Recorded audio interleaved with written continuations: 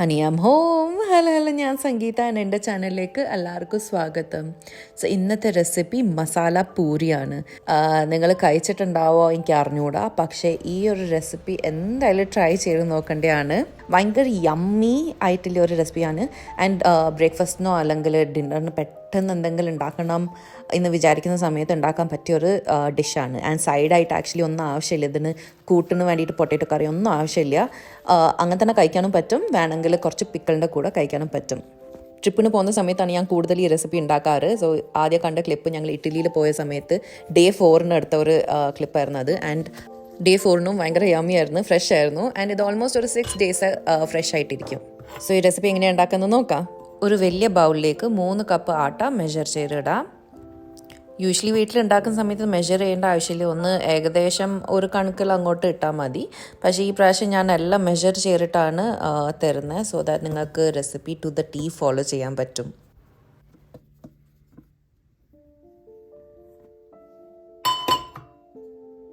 ഇനി ഒരു 3 ടീസ്പൂൺ അജ്വൈൻ ഇട്ട് കൊടുക്കാം. സോ അജ്വൈൻ മലയാളത്തിൽ അയമോദകമാണ് പറയുക. സോ അയമോദകം എന്തായാലും ഇടണം, സ്കിപ്പ് ചെയ്യരുത്.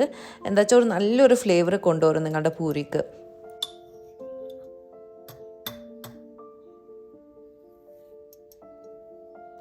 ഇനി 2 ടീസ്പൂൺ ഉപ്പിട്ട് കൊടുക്കാം.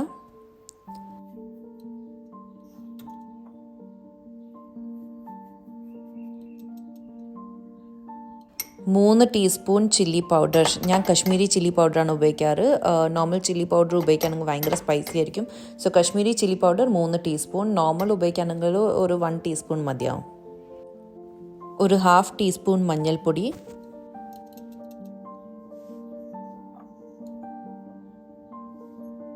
ഒരു ടീസ്പൂൺ മല്ലിപ്പൊടി,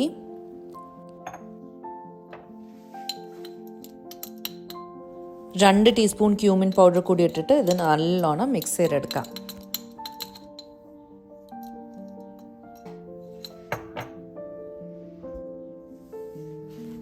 ആട്ടയും പിന്നെ ആ ഡ്രൈ മസാലയും നല്ലോണം ഒന്ന് റബ്ബ് ചെയ്ത് കൊടുക്കണം. അതിൻ്റെ ശേഷം മാത്രമേ ഉള്ളൂ വെള്ളം ചേർക്കാൻ പാട്.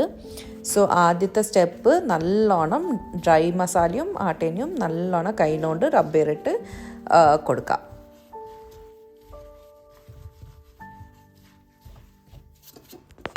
ഇനി ഞങ്ങൾക്ക് വെള്ളം ചേർത്ത് കൊടുക്കാം. ഞാനിവിടെ 1 കപ്പ് വെള്ളം ഓൾറെഡി എടുത്ത് വെച്ചിട്ടുണ്ട്. സോ 1 കപ്പ് വെള്ളം നോർമൽ ടെമ്പറേച്ചറിലാണ് എടുത്തത്.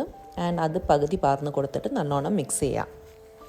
ബാക്കിയിലെ വെള്ളം പാർന്നിട്ട് മിക്സ് ചെയ്യാം. ആൻഡ് ഇതിപ്പോൾ 1 കപ്പ് വെള്ളം ഓൾറെഡി ഉപയോഗിച്ച്.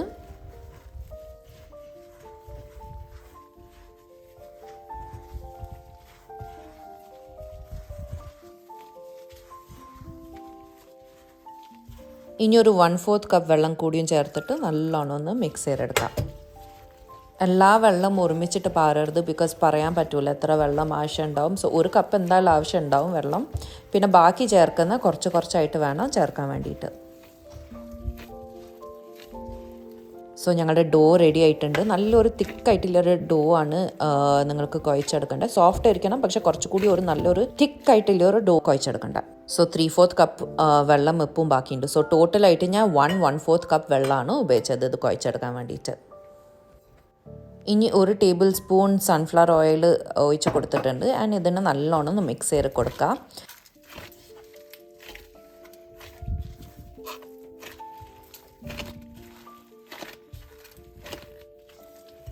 സോ നിങ്ങൾക്ക് കാണാൻ പറ്റും ഡോ നല്ല സോഫ്റ്റ് ആണ്, പക്ഷെ സ്റ്റിക്കി അല്ല. സോ ഇങ്ങനത്തെ ഒരു ഡോ ആണ് നിങ്ങൾക്ക് റെഡി ആക്കേണ്ടത്. സ്റ്റിക്കി ആണെങ്കിൽ ഭയങ്കരമായിട്ട് എണ്ണ കുടിക്കും ആൻഡ് ഒരു രസം ഉണ്ടാവില്ല ഈ പൂരി കഴിക്കാൻ വേണ്ടിയിട്ട്. സോ ഉണ്ടാക്കുന്ന സമയത്ത് ഒരു നല്ലൊരു ഡോ വേണം കുഴച്ചെടുക്കാൻ വേണ്ടിയിട്ട്. സോ അധികം വെള്ളം ചേർക്കരുത്, കറക്റ്റായിട്ട് എമൗണ്ട് ഓഫ് വാട്ടറാണ് ചേർക്കേണ്ടത്. ഇനി ഇതിനെ ഒരു 15 മിനിറ്റ്സ് റെസ്റ്റ് ചെയ്യാൻ വേണ്ടിയിട്ട് വെക്കാം. 15 മിനിറ്റ് ശേഷം നിങ്ങൾക്ക് ഇതിനെ ചെറിയ ബോൾസ് ആക്കിയിട്ട് എടുത്ത് വെക്കാം. സോ ഒരു ലൈം സൈസ് ബോൾ ആയിരിക്കണം ഉണ്ടാക്കേണ്ട. ഞാൻ കുറച്ചൊന്ന് വലിയ പൂരീസാണ് ഉണ്ടാക്കാറ്. നിങ്ങൾക്ക് ഇതിനെക്കാട്ടും ചെറിയ പൂരീസ് ആണെങ്കിൽ ചെറിയ ബോൾസ് ഉണ്ടാക്കിയിട്ട് ഉണ്ടാക്കാൻ പറ്റും. ഇനി ഞങ്ങൾക്ക് ഒരു പാന് ചൂടാക്കാൻ വെക്കുക ഇത് ഫ്രൈ ചെയ്യാൻ വേണ്ടിയിട്ട്. ഞാൻ അപ്പം ചട്ടിയാണ് ഉപയോഗിക്കാറ് പൂരിയൊക്കെ ഫ്രൈ ചെയ്യാൻ വേണ്ടിയിട്ട്. നിങ്ങൾക്ക് വലിയ ഒരു പാനോ അല്ലെങ്കിൽ പാത്രം വെച്ചിട്ട് ചൂടാക്കുക. പാന് ചൂടാകുന്ന സമയത്ത് സൈഡിൽ ഞാൻ ബാക്കിയിലെ ഡോണുകൊണ്ട് ബോൾസ് ഉണ്ടാക്കുകയാണ്.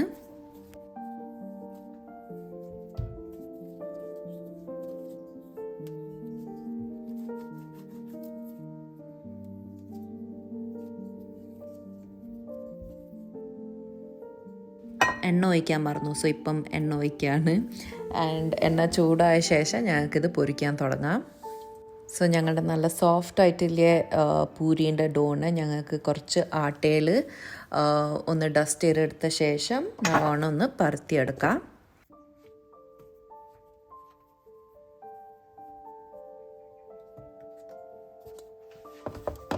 ഈവൻലി വേണം ഇതിനെ പരത്തിയെടുക്കാൻ വേണ്ടിയിട്ട്.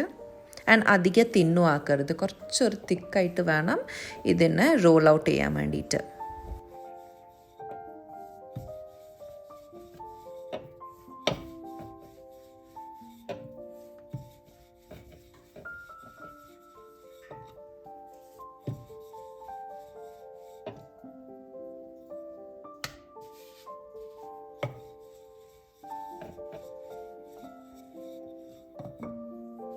സോ ഈ ഒരു തിക്നെസ്സിലാണ് ഞാൻ ഇതിനെ റോൾ ഔട്ട് ചെയ്തത്.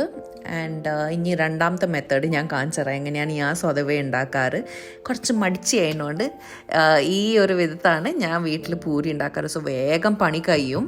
ആൻഡ് ഇത് അമ്മയായിരുന്നു പഠിപ്പിച്ചു തന്നിട്ടുണ്ടായിരുന്നു. അമ്മ എപ്പോൾ ഇങ്ങനെയാണ് ചെയ്യാറ്, പൂരി ഈ പത്തിരി പ്രഷറിൻ്റെ ഉള്ളിലിട്ടിട്ടാണ് ഉണ്ടാക്കാറ്. സോ പണി വേഗം കഴിയും ആൻഡ് നല്ല ഈവൻ ആയിട്ടില്ല പൂരി നിങ്ങൾക്ക് കിട്ടുകയും ചെയ്യും. സോ പത്തിരി പ്രഷറിൽ രണ്ട് ഭാഗത്ത് എന്തെങ്കിലും ഒന്നെങ്കിൽ സിലിക്കോൺ മാറ്റോ ഇല്ലെങ്കിൽ ഒരു പ്ലാസ്റ്റിക് പേപ്പർ വെക്കുക, ഇല്ലെങ്കിൽ ബേക്കിംഗ് പേപ്പറും വെക്കുക. എന്നിട്ട് അതിന് മുകളിൽ കുറച്ച് ഓയിൽ തടവി കൊടുത്തിട്ട് ചെറിയൊരു ബോൾ ഓഫ് പൂരി വെക്കുക. എന്നിട്ട് കഴിഞ്ഞിട്ട് ഡോനെ നല്ലോണം ഒന്ന് പ്രസ് ചെയ്തെടുക്കുക. അധികം പ്രസ് ചെയ്യരുത്, തിന്നാക്കരുത്, കുറച്ചൊരു തിക്നെസ് ഉണ്ടാവണം പൂരിക്ക്.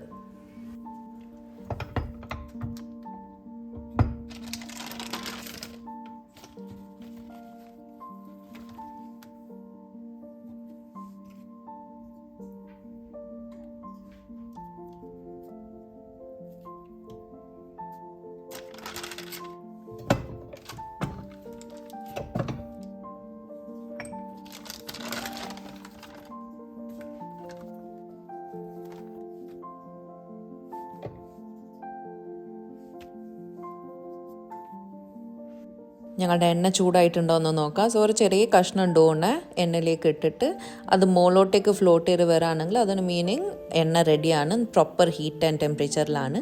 സോ ഈ എണ്ണ ചൂടാകുമ്പോൾ ഒരു മീഡിയം ഹൈ ടെമ്പറേച്ചറിലാണ് വെക്കേണ്ടത്. ഹൈയിലേക്ക് വെക്കരുത്. എന്താ വെച്ചാൽ ഹൈയിൽ വെച്ചിട്ടുണ്ടെങ്കിൽ ഭയങ്കരമായിട്ട് ഡാർക്കായിപ്പോവും പൂരി. സോ ഒരു മീഡിയം ഹൈ ടെമ്പറേച്ചറിൽ വേണം ചൂടാക്കിയിട്ട് എടുക്കാൻ വേണ്ടിയിട്ട് തന്നെയാണ്. സോ ഇത് പെർഫെക്റ്റ് ടെമ്പറേച്ചറാണ്. ഇനി ഞങ്ങൾക്ക് പൂരീസിനെ ഫ്രൈ ചെയ്തെടുക്കാം. പൂരീനെ ഡ്രോപ്പ് ചെയ്ത് കഴിഞ്ഞിട്ട് മെല്ലെ ഒന്ന് പ്രസ് ചെയ്തിട്ട് ഒന്ന് സർക്കുലർ മോഷനിൽ തിരിച്ചെടുത്തിട്ടുണ്ടെങ്കിൽ നല്ലോണം അത് വീർത്ത് വരും. ഒരു സൈഡ് ആയ ശേഷം അതിനെ ഫ്ലിപ്പ് ചെയ്തിട്ട് മറ്റേ ഭാഗവും കുക്ക് ചെയ്തെടുക്കാം.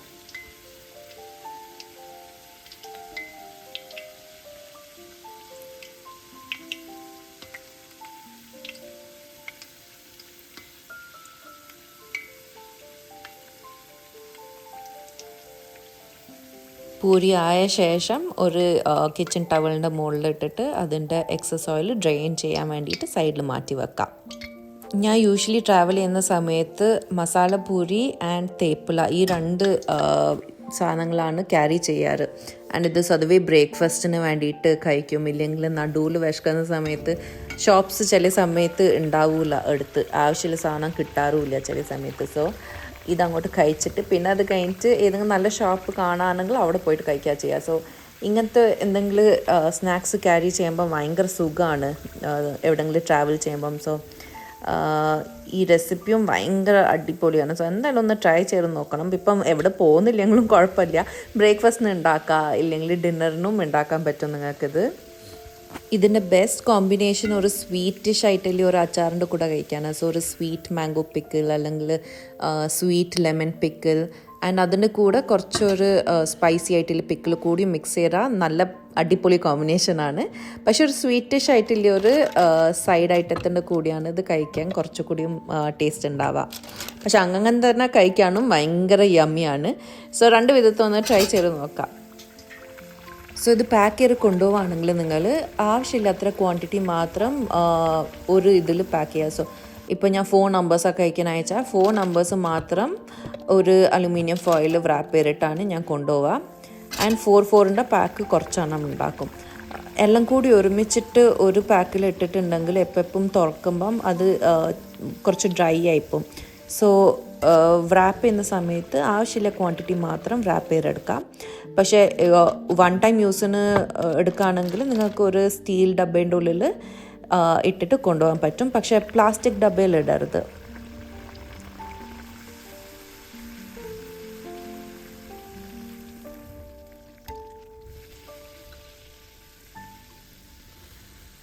സോ അത്രയേ ഉള്ളൂ റെസിപ്പി. ഭയങ്കര സിമ്പിളാണ് ഉണ്ടാക്കാൻ വേണ്ടിയിട്ട്. നിങ്ങൾ എന്തായാലും ട്രൈ ചെയ്ത് നോക്കണം. ഞാനിത് സ്വീറ്റ് മാംഗോ പിക്കിളിൻ്റെ കൂടിയാണ് കഴിക്കുന്നത് ആൻഡ് ഭയങ്കര യമ്മിയാണ്. സോ ട്രൈ ചെയ്ത് നോക്കൂ ആൻഡ് ട്രൈ ചെയ്തിട്ടുണ്ടെങ്കിൽ പറഞ്ഞു തരൂ എങ്ങനെ ഉണ്ടായിരുന്നു, നിങ്ങൾക്ക് ഇഷ്ടമായോ. സോ അടുത്ത വീഡിയോയിൽ കാണാം. ബൈ.